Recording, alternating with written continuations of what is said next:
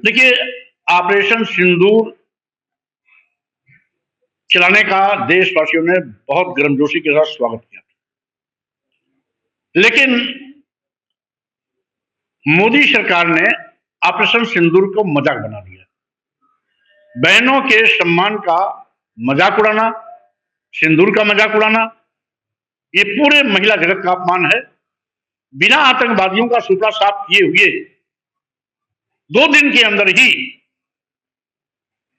युद्ध विराम करना कहीं न कहीं ये ऑपरेशन सिंदूर की हवा माननीय प्रधानमंत्री मोदी जी खुद निकाल दिए। और साथ ही साथ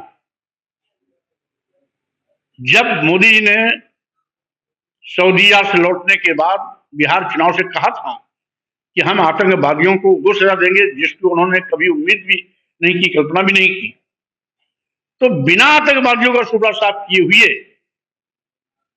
आखिर युद्ध विराम क्यों? क्या ये पाकिस्तान और भारत की मिलीजुली कुश्ती नहीं है? क्या दोनों देश के प्रधानमंत्री अपनी बिगड़ती हुई साख को बचाने के लिए साजिश के तहत इस ऑपरेशन सिंदूर का मजाक नहीं उड़ाया है? जनता इसका जवाब लेगी। आपने कहा कि ठाई ठाई फिस हो गया ऑपरेशन सिंदूर, क्या फिर कैसे ठाई ठाई फिस हो गया? बिना आतंकवादियों का सुपड़ा साफ किए, बिना आतंकवादियों को सफाया किए युद्ध विराम क्यों कर दिया? अगर 2 दिन के अंदर यही हंसी मजाक करना था, यही नुराकुश्ती लड़नी थी, तो ऑपरेशन सिंदूर का नाम क्यों देकर के बहनों का अपमान क्यों किया?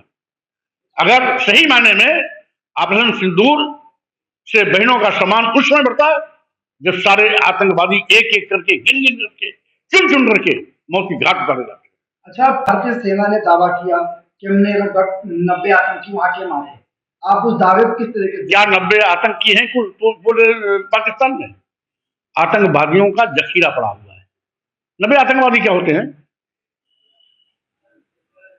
इसलिए आतंकवादी का मतलब 1 2 3 4 नहीं होता। आतंकवादियों का सफाई का मतलब समूचा आतंकवाद को खत्म कर देना चाहिए था। दोबारा आतंकवादियों की भारत पे आंख दिखाने की हिम्मत नहीं होती। ये मोदी ने ऑपरेशन को टाइट फिक्स कर दिया। सेना ने तो बहादुरी से काम किया ही किया। 24 घंटे के अंदर उन्होंने पाकिस्तान को घुटना टिकवा दिया। लेकिन माननीय प्रधानमंत्री जी ने युद्ध विराम की घोषणा कैसे कर दी? ये कौन होते हैं? 2 दिन के अंदर हमला हुआ और 2 दिन के अंदर युद्ध विराम? ये मजाक नहीं है क्या? ये देश की बहनों के साथ सिंदूर का मजाक नहीं है क्या? ये ऑपरेशन सिंदूर का मजाक नहीं है क्या? ये आतंकवादियों को बचाने का इनका दुस्साहस नहीं है क्या? आतंकवादियों को एक एक करके गिन गिन कर मारना चाहिए था। युद्ध 2 दिन नहीं 20 दिन चलता, 50 दिन चलता, लेकिन बिना आतंकवादियों के सुपड़ा साफ किए युद्ध विराम नहीं करना चाहिए। अच्छा, आपने कहा कि आतंकवादी बचा रहे हैं, कौन बचा रहा है भाई? आखिर युद्ध विराम क्यों हुआ? अक्सर से इसका उत्तर युद्ध विराम करने का मतलब क्या है? आतंकवादियों को बचाना नहीं।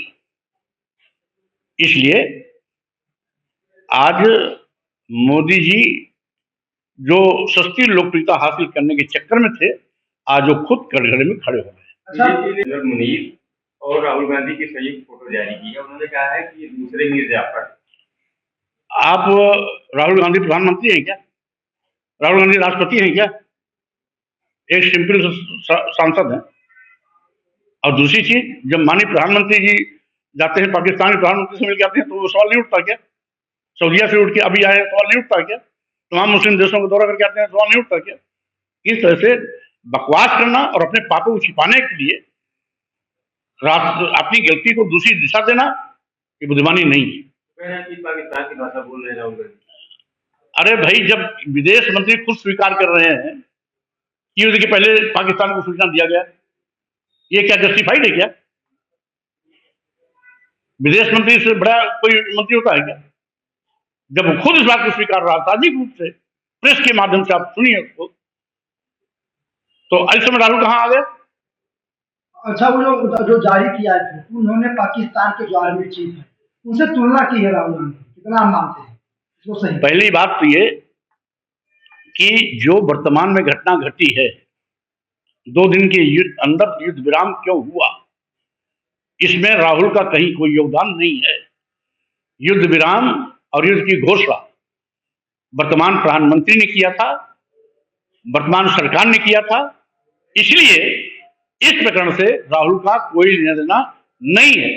और यदि कोई किसी पर बला टालने की कोशिश करता है तो इसका मतलब है वो अपनी कमजोरी, अपनी कमियां, अपने पापों को छिपाने का पाप कर रहा है। सर क्या लगता है बीजेपी ने किया चुनाव? नहीं, बीजेपी को क्या आप समझते क्या है?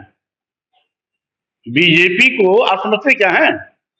अगर बीजेपी इतनी ही चरित्र की ईमानदार होती तो 2 दिन के अंदर ये विराम नहीं होता।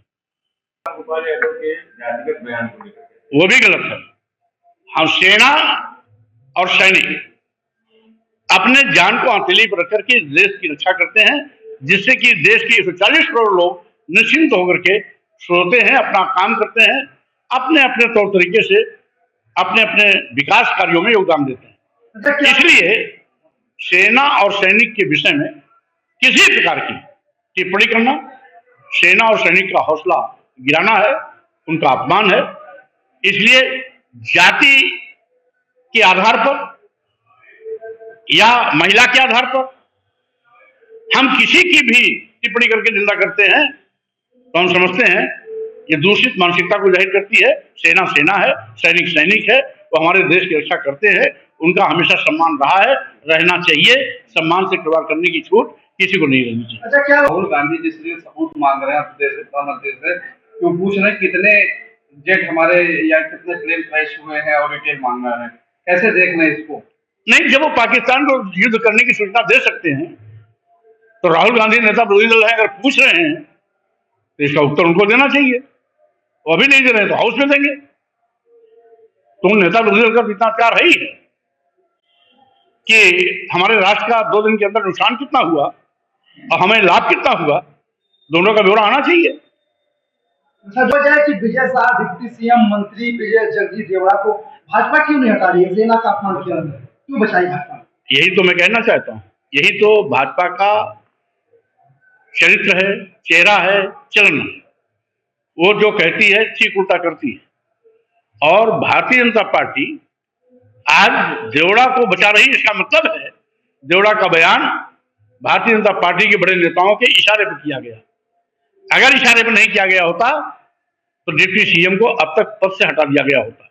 यही नहीं, दूसरे मध्य प्रदेश सरकार के मंत्री विजय शाह जी माननीय उच्च न्यायालय मध्य प्रदेश ने स्वतः संज्ञान लेते हुए FIR करने तथा आपराधिक केस चलाने के लिए आदेश दिया। उसके बावजूद बेशर्म भाजपा सरकार के कान पर जो नहीं रंग रही है, उनको अभी तक नहीं हटाया। इसका मतलब क्या है? भाजपा का जो राष्ट्रवाद है वो धोखा है। अगर राष्ट्रवाद सही मायने में होता तो सेना का अपमान करने वाले और सेना को प्रधानमंत्री की जूती के नीचे बताने वाले लोगों को 1 मिनट भी संवैधानिक पदों पर नहीं रहना चाहिए था। तत्काल इनका इस्तीफा लिया जाना चाहिए। आप इनके खिलाफ कैसे कार्रवाई की मांग कर रहे हैं? क्योंकि माननीय उच्च न्यायालय स्वयं एक बहुत बड़ी ताकत है, सबसे बड़ी सर्वोच्च संवैधानिक संस्था है।